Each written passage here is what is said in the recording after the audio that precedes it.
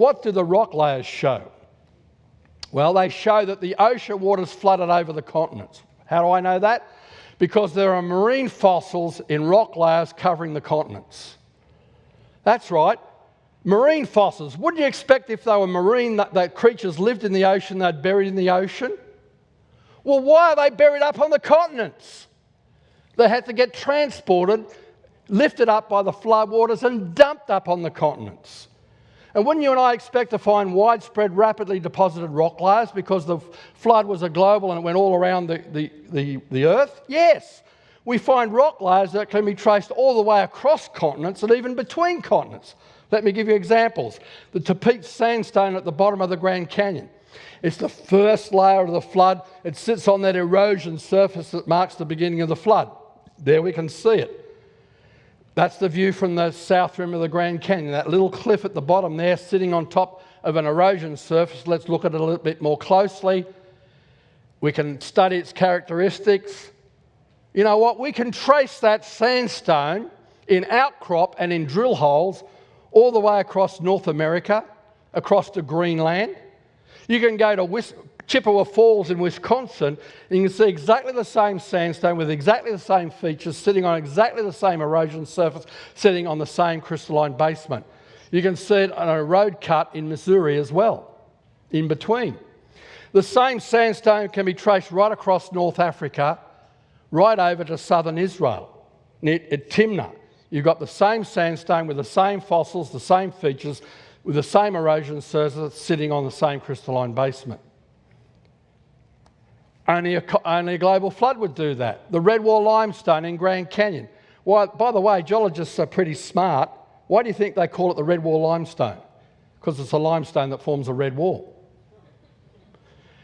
And it has unique features. You know, I was in Ireland nearly 3 years ago, and Killarney Castle is built on this rock here, and my eyes boggled. It's exactly the same limestone as in the Grand Canyon. The same features, the same fossils, exactly the same level. You can trace it across to England in the Yorkshire Dales, and you can, by the way, it's the same limestone in the Appalachians as well, so you've got it in between, and you find the same limestone in the Himalayas. That's right, there's marine fossils near the top of Mount Everest. It's made out of flood-deposited fossil rocks. By the way, this is my last example, the chalk cliffs of England. Remember, we looked under the microscope, this type of limestone is made up of trillions of microscopic shellfish. What I didn't tell you last time is that you can trace that limestone across to Northern Ireland, but you can also trace it across Europe to Germany, the Netherlands, Germany, Poland, all the way down to Israel, Egypt, Turkey, Kazakhstan. By the way, at the bottom of that cliff, a shepherd boy picked up 5 smooth stones to slay a giant. There's the same chalk beds as on the English Channel coast. And we've got the same chalk in the Midwest of the United States, from Alabama across to Colorado, from Nebraska to Texas. The same chalk beds. By the way, the same chalk beds are found in southern and Western Australia. That's a global scale fossil graveyard made up of all these trillions of microscopic shellfish. Well, what do the scientists say about the formation of this limestone called chalk? They say the chalk beds formed over millions of years as lime grain by lime grain and tiny shell by tiny shell fell to the ocean floor. They say a fraction of an inch every 1,000 years. Oh, but that's on the ocean floor. Where do we find the chalk? Up on the continent. What other fossils are buried in the chalk beds? Well, if we go to the Niobrara chalk in Kansas, we find it's full of crinoids, perfectly formed crinoids that had to be catastrophically buried. Or this fish didn't get time to digest its food. You see the size of that fish? It's 12 foot long.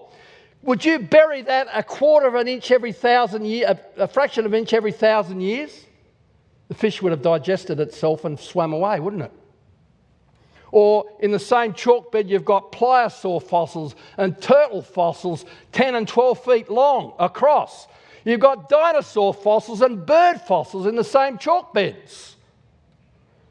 How would you gradual, grain by grain, a fraction of an inch every 1,000 years, on the ocean floor, over millions of years, bury together such large sea, land and air-dwelling creatures on the continents, not on the ocean floor?